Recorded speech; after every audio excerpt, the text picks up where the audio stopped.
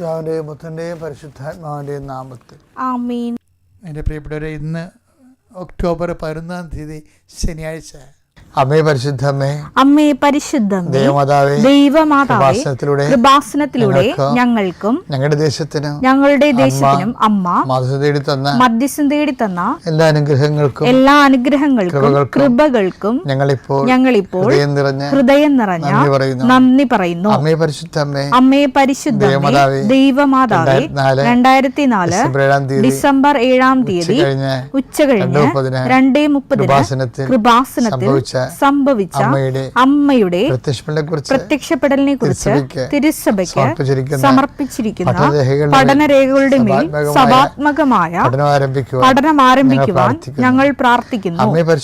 അമ്മേ പരിശുദ്ധമേ, ഭൂസ്വർലോകങ്ങളുടെ രാജ്ഞിയായ അങ്ങയ്ക്ക് ഭൗമ സംരക്ഷണത്തിനായി പ്രപഞ്ചപ്രകൃതിയെ തന്നെ തിരുസഭ പ്രതിഷ്ഠിക്കുവാൻ ഈ പ്രത്യക്ഷീകരണ വഴി ഇടയാക്കണമേ. പരിശുദ്ധമ്മേ, ജപമാല മാതാവേ, സകല കൃപാസനം പ്രാർത്ഥനകളോടും ചേർത്ത് ഞങ്ങളിപ്പോൾ പ്രാർത്ഥിക്കുന്ന ഈ കുടുംബത്തിന്റെ പ്രത്യേക നിയോഗം പറമക്കളെ.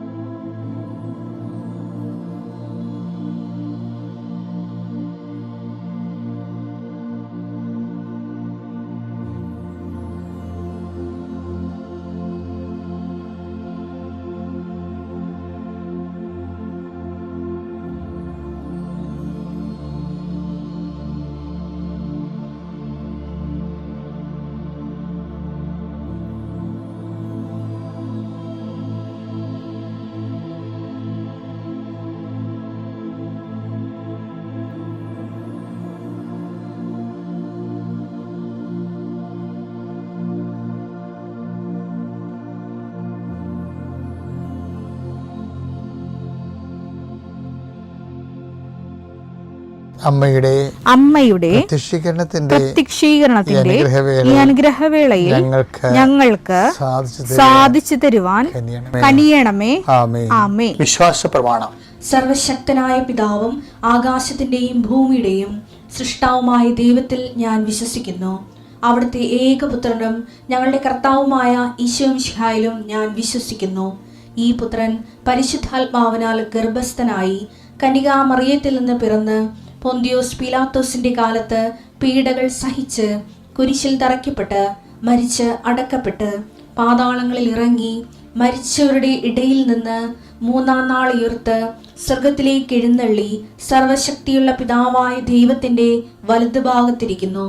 അവിടെ നിന്ന് ജീവിക്കുന്നവരെയും മരിച്ചവരെയും വിധിക്കുവാൻ വരുമെന്നും ഞാൻ വിശ്വസിക്കുന്നു.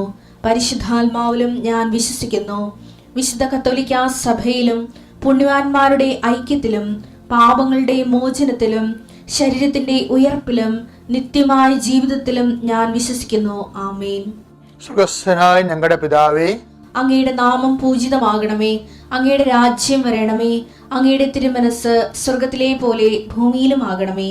അന്നു വേണ്ടുന്ന ആഹാരം ഇന്ന് ഞങ്ങൾക്ക് തരണമേ. ഞങ്ങളോട് തെറ്റ് ചെയ്യുന്നവരോട് ഞങ്ങൾ ക്ഷമിക്കുന്നത് പോലെ ഞങ്ങളുടെ തെറ്റുകൾ ഞങ്ങളോടും ക്ഷമിക്കണമേ. ഞങ്ങളെ പ്രലോഭനത്തിൽ ഉൾപ്പെടുത്തരുതേ, തിന്മയിൽ ഞങ്ങൾ രക്ഷിക്കണമേ. ആമേൻ. നന്മ നിറഞ്ഞ മറിയമേ, സ്വസ്തി. കർത്താവ് അങ്ങയുടെ കൂടെ സ്ത്രീകളിൽ അങ്ങ് അനുഗ്രഹിക്കപ്പെട്ടവളാകുന്നു. അങ്ങയുടെ ഉദരത്തിൻ ഫലമായി ഈശോ അനുഗ്രഹിക്കപ്പെട്ടവനാകുന്നു. പരിശുദ്ധ മറിയമേ, തമ്പുരാന്റെ അമ്മേ, പാപികളായ ഞങ്ങൾക്ക് വേണ്ടി ഇപ്പോഴും ഞങ്ങളുടെ മരണസമയത്തും തമ്പുരാനോട് അപേക്ഷിക്കണമേ. ആമേൻ. കർത്താവിന്റെ ഉന്നതമായ നാമത്തിൽ സ്വസ്ഥം ചെയ്യുന്നു. കർത്താവ് ഇന്നത്തെ എഴുത്തുകുത്തുകൾ അങ്ങയുടെ തിരുസനെ സമർപ്പിച്ച് പ്രാർത്ഥിക്കുന്നു. പ്രമാണം ചെയ്യുന്നവരുണ്ട് ഈശോയെ, ഭാഗോടമ്പടി ചെയ്യുന്നവരുണ്ട് ഈശോയെ, സ്ഥലം അളക്കാൻ പോകുന്നവരുണ്ട്, അതിർത്തി തർക്കം ഉണ്ടാകുന്നവരുണ്ട് ഈശോയെ, അവിടെയെല്ലാം സങ്കടപ്പെടുന്നവരുണ്ട്. എന്ത് കാര്യത്തിലാണോ എൻ്റെ ദൈവപൈതലെ നീ സങ്കടപ്പെടുന്നത്, അവിടെ നിൻ്റെ കൂടെ മാലാഖയും പരിശുദ്ധ അമ്മയും കൂടെ ഉണ്ടാകും. കർത്താവ് സെൻഡ് ചെയ്യണതാണത്. നീ ധൈര്യമായിട്ട് പോകാം. എപ്പോൾ പോകുമ്പോഴും പ്രാർത്ഥിച്ചുകൊണ്ട് നിൽക്കണം. കർത്താവെ, ക്ഷമ എന്ന വലിയ പുണ്യങ്ങളാൽ കർത്താവ് അത് പരിഹരിക്കുന്നതിന് വേണ്ടിയിട്ടുള്ള സാവകാശവും സംയമനവും സൗമനസ്യവും കർത്താവെ അങ്ങയുടെ മക്കൾക്ക് നൽകണമെന്ന് പ്രാർത്ഥിക്കുന്നു. കർത്താവെ, കുടുംബത്തിൻ്റെ ജീവസന്ധാന മാർഗത്തിന് വേണ്ടി ജോലി ചെയ്യുന്നവരുണ്ട് ഈശോയെ. ദൂരങ്ങളിൽ ജോലി ചെയ്യുന്നവരുണ്ട്, അവർക്ക് വിസ പ്രോസസ്സിങ് നടക്കുന്നവരുണ്ട്, അത് വിസ വീണ്ടും പുതുക്കി കിട്ടാത്തവരുണ്ട്, സങ്കടപ്പെടുന്നവരുണ്ട്, കുടുംബസമയം ജീവിക്കാൻ പറ്റാതെ തിരിച്ചു പോരാൻ വേണ്ടി വേദനിച്ച് ജീവിക്കുന്നവരുണ്ട് ഈശോയെ. നാട്ടിൽ വന്നാൽ ജീവിക്കാൻ പറ്റാത്ത ചുറ്റുപാടുകളുള്ളവരുണ്ട് ഈശോയെ. നാട്ടിലെ വീട് പോലും വിറ്റുപോയവരുണ്ട് ഈശോയെ. ഇങ്ങനെ പലതരത്തിൽ വേദനിക്കുന്നവർ സങ്കടത്തോടെ അങ്ങയുടെ തിരുസന്നെ പ്രാർത്ഥിക്കുന്നുണ്ട് ഈശോയെ. കുടുംബത്തിൽ എപ്പോഴും കലഹം ഉണ്ടാക്കുന്നതിന് വേണ്ടി, സ്വന്തം കഴിവുകേടുകളും നിറവുകേടുകളും മറച്ചു വെക്കുന്നതിന് വേണ്ടി, കണ്ടവരുടെ മനുഷ്യൻ്റെ കരുത്തെ കയറിക്കൊണ്ട് എപ്പോഴും ഒരു ചർച്ചാ വിഷയമാകുന്ന വ്യക്തികളെ ഓർത്ത് അവരുടെ മാനസിക രോഗങ്ങളെ സുഖപ്പെടുത്തണമെന്ന് പ്രാർത്ഥിക്കുന്നു. എൻ്റെ കർത്താവിൻ്റെ ഉന്നതമായ നാമത്തിൽ, സഭയുടെ അധികാരത്തിൽ, കുരിശിൻ്റെ അടയാളത്തിൽ തിന്മയുടെ ശക്തികൾ യേശുനാമത്തിൽ ബന്ധിക്കപ്പെടട്ടെ.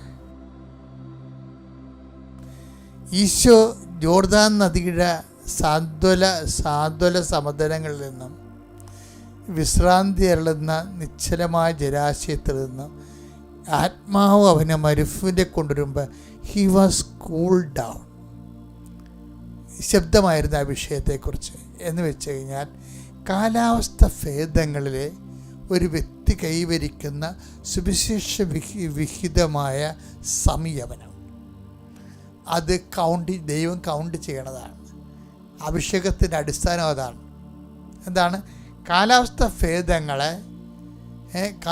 ഭേദങ്ങളെ ഇപ്പം എല്ലാവരുടെയും പ്രശ്നം അതാണ്. ഇപ്പം കെട്ടിച്ച പെണ്ണുങ്ങൾ കെട്ടണമെങ്കിൽ തന്നെ മനസ്സിൽ തീരുമാനിക്കും, ഞാനൊരു കാരണവശാൽ അവിടെ പൊറുക്കത്തില്ല, വീട്ടിൽ തന്നെ പൊറുക്കത്തുള്ളെന്ന് വിചാരിക്കും. അപ്പം അതുകൊണ്ട് ഒന്നെങ്കിൽ അവൾ എത്രയും വേഗം പ്രഗ്നൻ്റായിട്ട് വയറ് വീർത്ത് തിരിച്ചു വരുകയും, അന്നേരം ആരോടും പറയത്തില്ല, കെട്ടിയാൽ പിന്നെ ഇവൾ പോകത്തില്ല.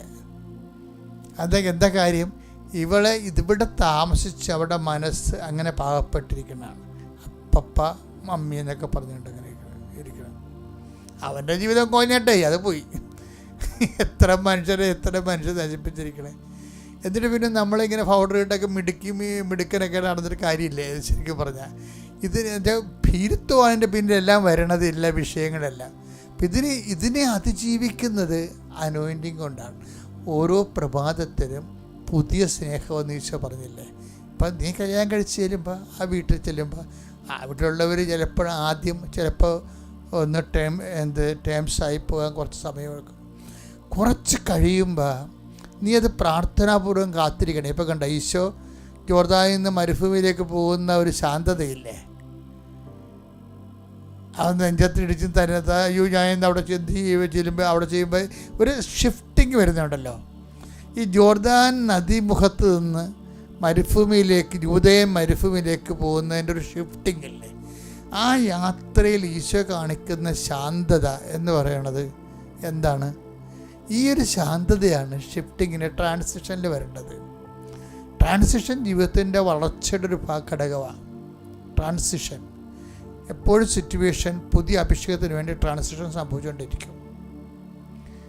പുതിയ അഭിഷേകത്തിന് വേണ്ടി ട്രാൻസിഷൻ സംഭവിച്ചുകൊണ്ടിരിക്കും, ഷിഫ്റ്റിംഗ് സംഭവിച്ചുകൊണ്ടിരിക്കും. ഈ ഷിഫ്റ്റിങ്ങിന് ചില ആൾക്കാർ ഭയങ്കരമായിട്ട് കയർക്കും, ചിലർക്ക് പ്രതിരോധിക്കാം, കയർക്കാം. ആ പ്രതിരോധിച്ചുകൊണ്ട് നമ്മൾ സ്റ്റാറ്റസ് കോ കീപ്പ് ചെയ്യാം, പക്ഷെ വളരത്തില്ല. ദൈവത്തിന് ഇടപെടാൻ പറ്റത്തില്ല. ദൈവത്തിന് ഇടപെടാൻ പറ്റത്തില്ലെന്ന് ദൈവത്തിന് അനുഭവം കൊണ്ട് മനസ്സിലായ പിന്നെ ദൈവം ഇടപെടത്തില്ല. അതാണ് ഏറ്റവും വലിയ. എന്താണ് ട്രാജഡി എന്ന് ചോദിച്ചു കഴിഞ്ഞാൽ, എന്താണ് മനുഷ്യന്മാരുടെ ട്രാജഡി എന്ന് വെച്ച് കഴിഞ്ഞാൽ, ദൈവത്തിന് ഇടപെടാൻ പറ്റാത്ത ഒരു ഉരുപ്പടിയായിട്ട് നീ കൺവേർട്ട് ചെയ്ത് വന്നു കഴിഞ്ഞാൽ ദൈവം പിന്നെ നിൻ്റെ കാര്യത്തിൽ ഇടപെടത്തില്ല.